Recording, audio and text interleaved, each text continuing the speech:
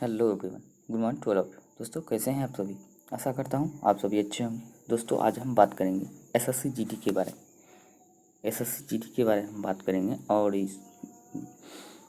यह जो है 50 क्वेश्चन का सेट है का टेस्ट सीरीज जो चला जा रहा है चैनल के माध्यम से। तो यह आपको बिहार दरोगा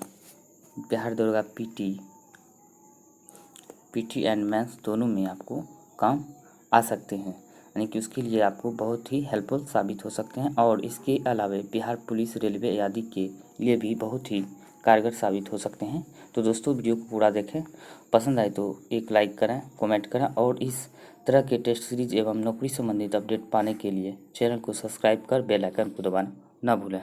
तो चलिए दोस्तों स्टार्ट करते हैं। आज का हमारा पहला क्वेश्चन है, भारत के कितने ऐसे राज्य हैं जो 3 देशों से सीमा साझा करते हैं। तो 3 देशों से सीमा साझा करते हैं तो कितने ऐसे राज्य हैं। तो बात करते हैं 4 ऐसे राज्य हैं जो 3 देशों से सीमा साझा करते हैं। तो आइए इसे समझने का प्रयास करते हैं।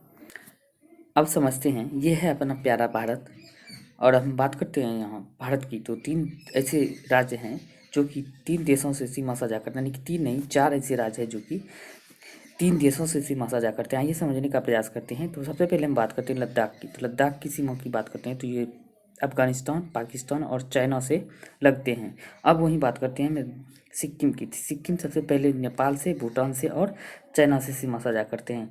एक राज्य हो गया यहाँ पे और दो हो गया। और तीसरा हम बात करते हैं अरुणाचल प्रदेश का। अरुणाचल प्रदेश इधर जाता है चाइना और इधर हो जाता है म्यांमार और इधर बात करते हैं भूटान। 3 ऐसे राज्य हो गए हैं। और चौथा हम बात करते हैं पश्चिम बंगाल की। पश्चिम बंगाल सबसे पहले बांग्लादेश से, उसके बाद नेपाल से और भूटान से। 4 ऐसे राज्य कुल राज्य हैं जो कि 3 देशों के साथ सीमा साझा करते हैं। तो याद रखिएगा। और वहीं बात करते हैं अब सिंगल ऐसे राज्य जो कि पड़ोसी देशों से सीमा साझा करते हैं। सबसे पहले बात करते हैं तो गुजरात, राजस्थान, पंजाब, जम्मू कश्मीर। और वहीं हम बात करते हैं यहाँ हिमाचल प्रदेश और बात करेंगे हम बिहार, उत्तर प्रदेश। ये सब जितने भी है। और यहाँ पे देख लेते हैं म्यांमार, नागालैंड और मणिपुर, नागालैंड। और हम बात करेंगे ये सारे के सारे जितने भी राज्य हैं ये सिंगल राज्य है जो पड़ोसी देशों से सीमा साझा करते हैं। अगर वहीं हम बात करते हैं 2 ऐसे राज्य जो कि 2 राज्य है जो कि पड़ोसी देश से, यानी कि ऐसे राज्य है जो दो पड़ोसी देशों से सीमा साझा करते हैं। सबसे पहले हम बात करते हैं उत्तराखंड। उत्तराखंड हो जाता है नेपाल और चीन से। और वहीं बात करते हैं हम कि हो जाता है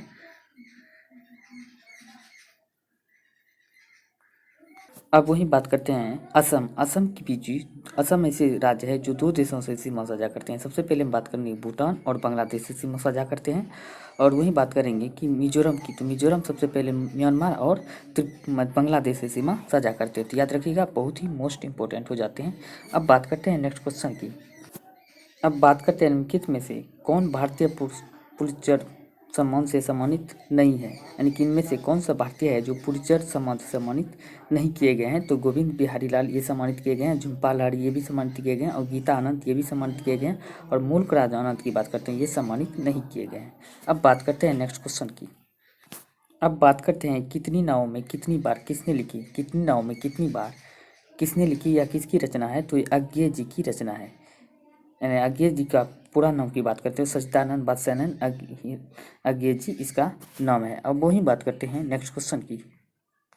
अब बात करते हैं भारतीय पशु चिकित्सा अनुसंधान संस्थान कहाँ स्थित है। भारतीय पशु चिकित्सा अनुसंधान संस्थान कहाँ पर स्थित है। तो बरेली में स्थित है।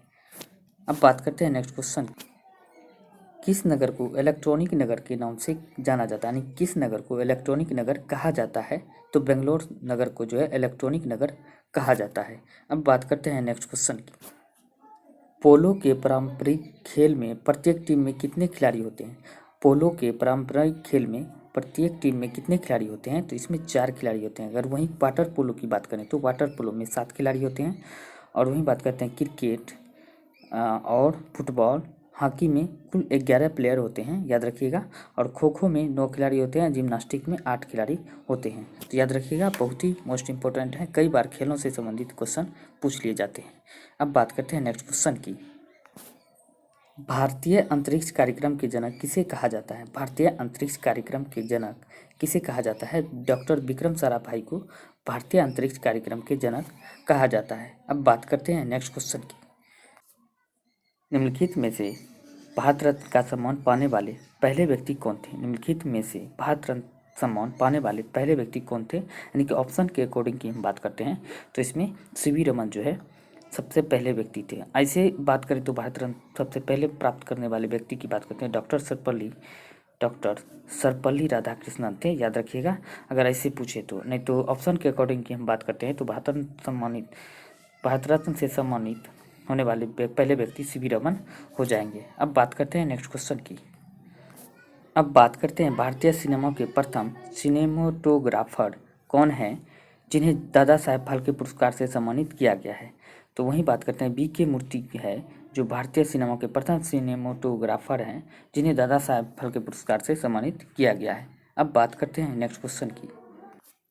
टेबल टेनिस किस देश का राष्ट्रीय खेल है? टेबल टेनिस की बात करते हैं तो किस देश का राष्ट्रीय खेल है? तो चीन का राष्ट्रीय खेल टेबल टेनिस है। अब वहीं बात करते हैं ऑस्ट्रेलिया की, तो ऑस्ट्रेलिया का राष्ट्रीय खेल की बात करते हैं तो यह क्रिकेट हो जाएंगे। वहीं भारत की अगर हम बात करते हैं तो भारत का राष्ट्रीय खेल हॉकी हो जाएंगे। और बात करेंगे अगर हम भारत के पड़ोसी देश जो नापाक यानी कि पाकिस्तान की, तो इसका भी राष्ट्रीय खेल हॉकी हो जाता है।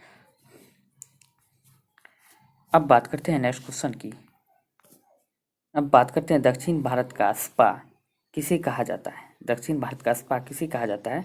कुट्रालम को दक्षिण भारत का स्पा कहा जाता है। आइए इसे समझने का प्रयास करते हैं।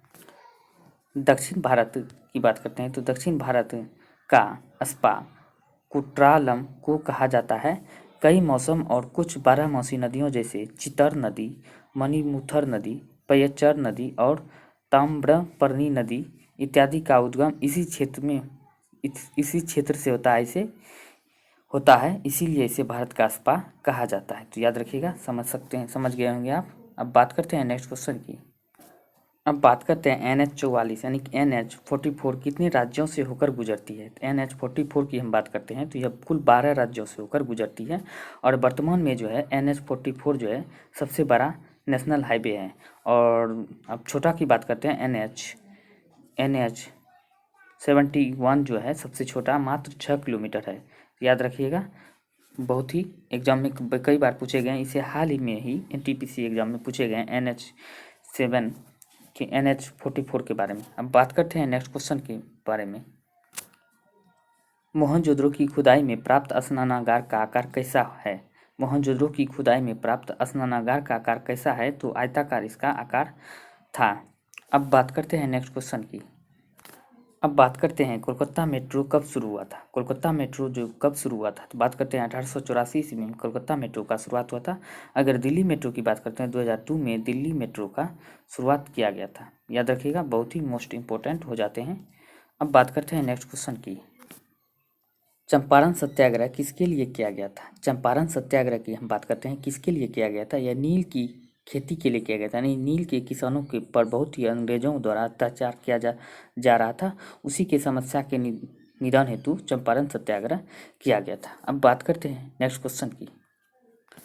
अब बात करते हैं एशियाई खेल 2022 का आयोजन कहाँ किया जाएगा? एशियाई खेल 2022 का आयोजन ये धोखेबाज चीन के यहाँ यानी कि चीन में किया जाएगा। अब बात करते हैं नेक्स्ट क्वेश्चन की।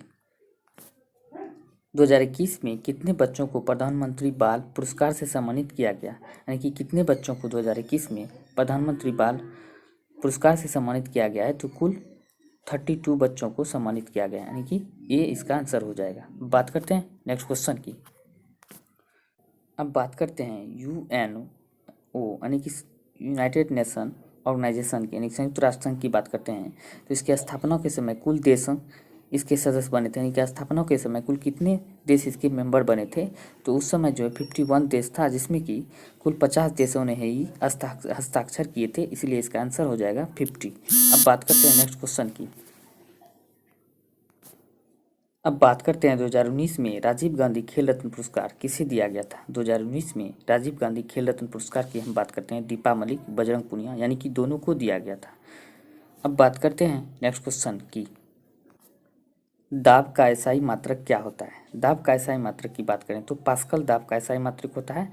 अगर वहीं बात करते हैं न्यूटन की, न्यूटन बल का एसआई मात्रक न्यूटन होता है। और जूल की बात करते हैं तो ऊर्जा का एसआई मात्रक जूल होता है। अगर वहीं बात करते हैं केल्विन जो है ताप का SI मात्रक केल्विन होता है। तो याद रखिएगा, बहुत ही मोस्ट इंपॉर्टेंट क्वेश्चन है, यहाँ से एक नया क्वेश्चन जरूर आपको एग्जाम में देखने को मिलेंगे। अब बात करते हैं नेक्स्ट क्वेश्चन की। अब बात करते हैं भारतीय रिजर्व बैंक के प्रथम भारतीय गवर्नर कौन थे।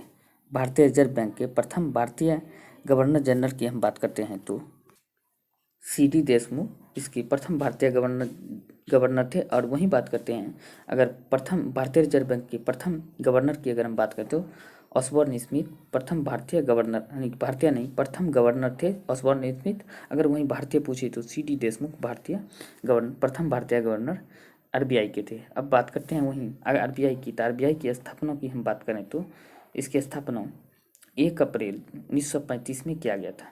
1 अप्रैल 1935 में RBI की स्थापना GC यंग हिल्टन कमीशन के सिफारिश पर किया गया था, यानी कि GC यंग हिल्टन कमीशन के सिफारिश पर RBI का स्थापना किया गया था।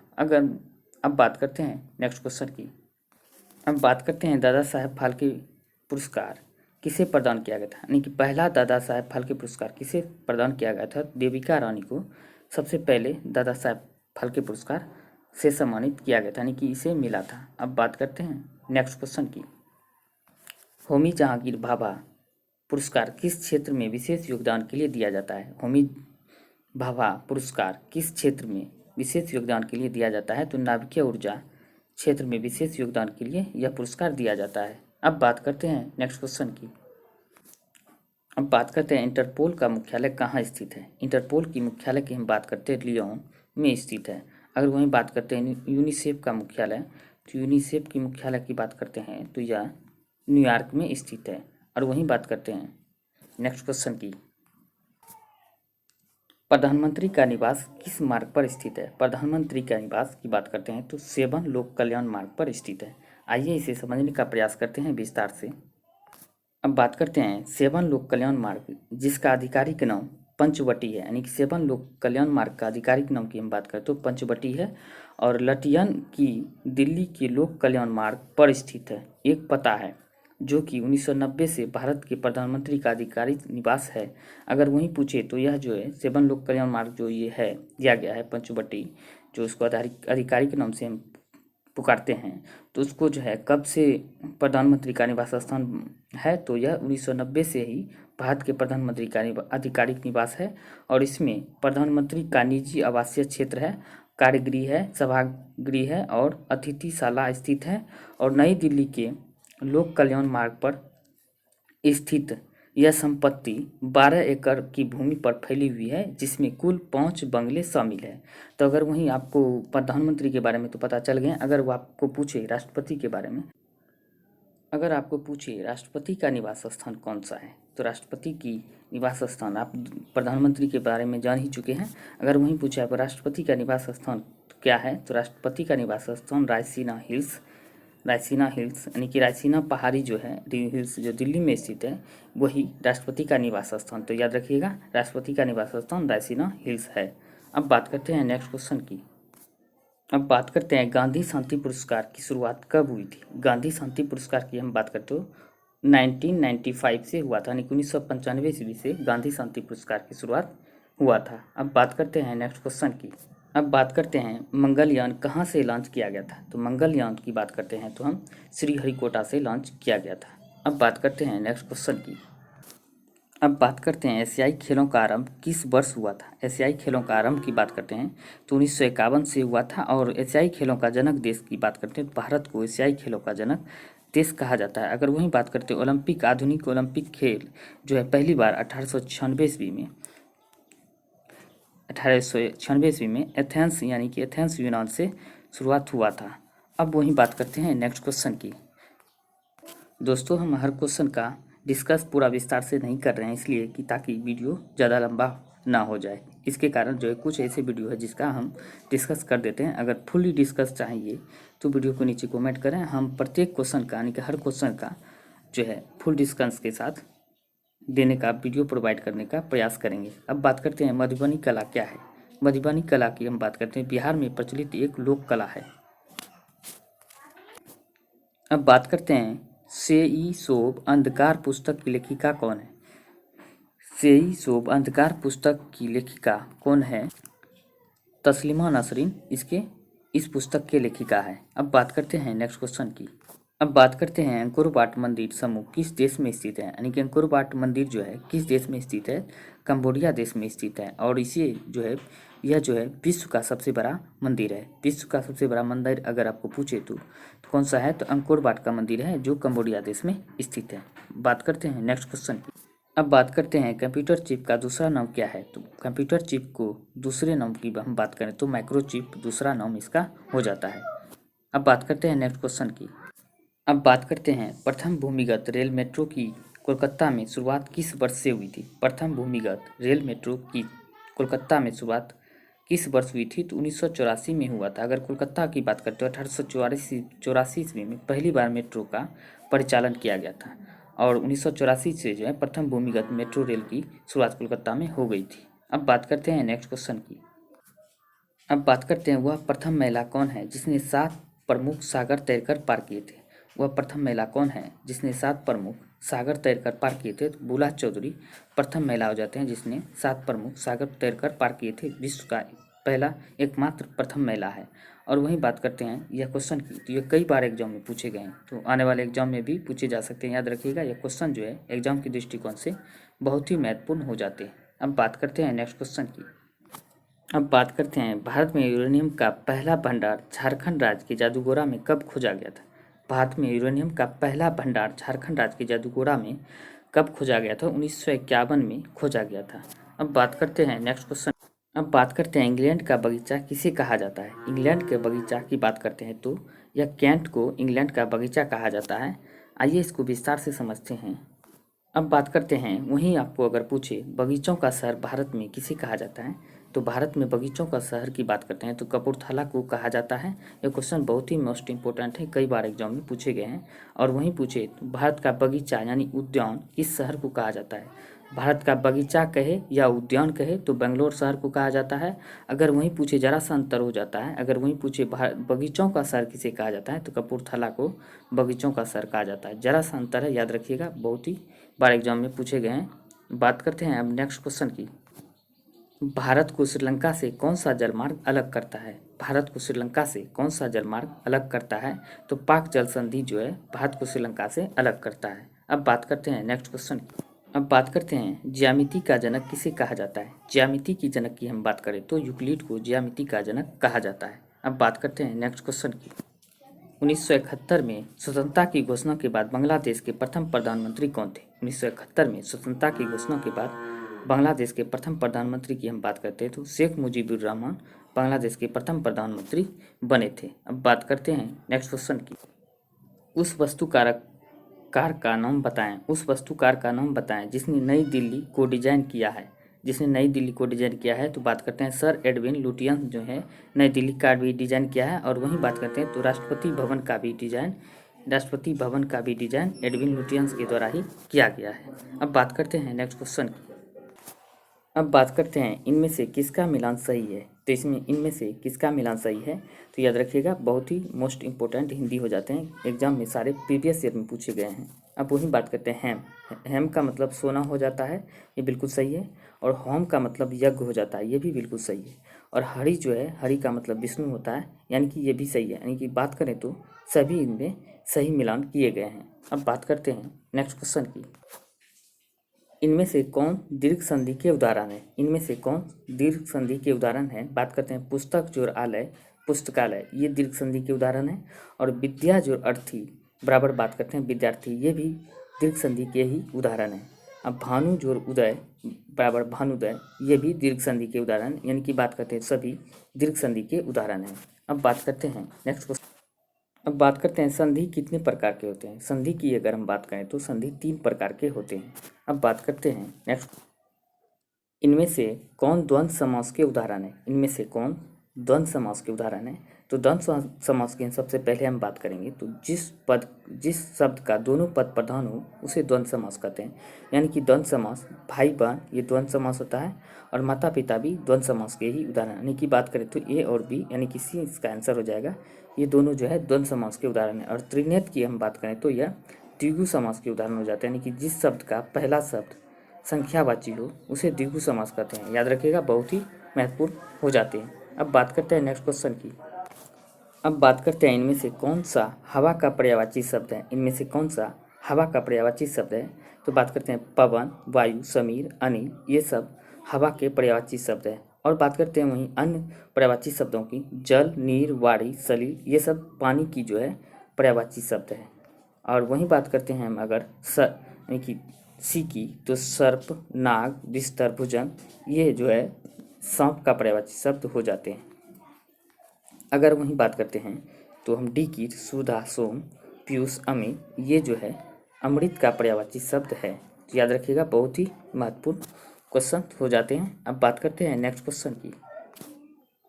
इनमें से किस विलोम शब्द का मिलान सही है। इनमें से किस विलोम शब्द का मिलान सही है। उपेक्षा, नगद, आय, व्यय और आज़ादी, गुलाम, यानी कि बात करते हैं तीनों जो है, यानी कि तीनों यानी कि सभी की बात करते हैं तो विलोम शब्द का मिलान सही है। अब बात करते हैं नेक्स्ट क्वेश्चन।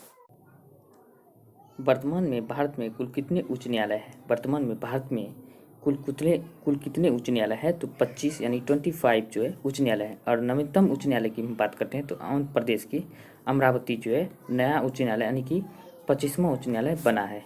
अब बात करते हैं नेक्स्ट क्वेश्चन की। वैश्विक जलवायु जोखिम सूचकांक 2021 में भारत का स्थान है।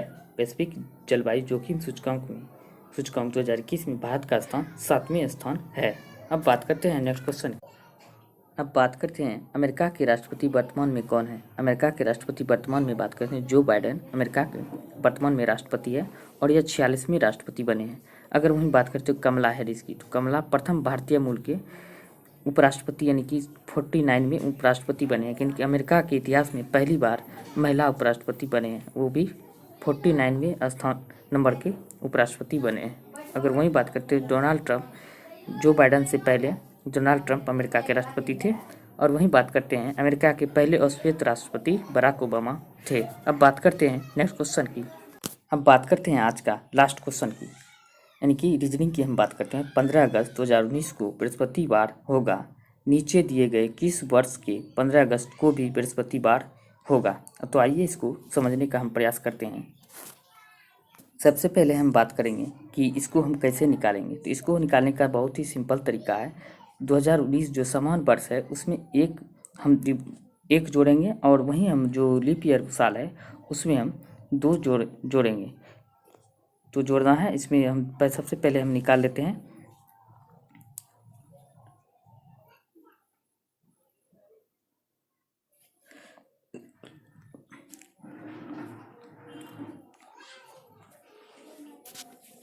अब हम बात करेंगे कि 2019 में 19 जो है तो 19 से जो 2020 में लीप ईयर साल लगेंगे तो इसमें हम 2 जोड़ेंगे और इसमें जो है 2020 से 21 में जो समान वर्ष है इसमें 1 हम जोड़ेंगे। और वहीं हम बात करेंगे अब नेक्स्ट की, तो 2021 से जो अगर 22 में ये भी समान वर्ष हो जाते हैं तो इसमें भी हम 1 जोड़ेंगे। तो इसमें और 2022 से जो अगर 23 में हम आएंगे तो इसमें भी हम 1 जोड़ेंगे। तो 1 जोड़ने के बाद और 2024 की अगर हम आ रहे हैं तो 24 आ गया, ये लीप ईयर साल हो जाएंगे, इसमें हम 2 को जोड़ेंगे।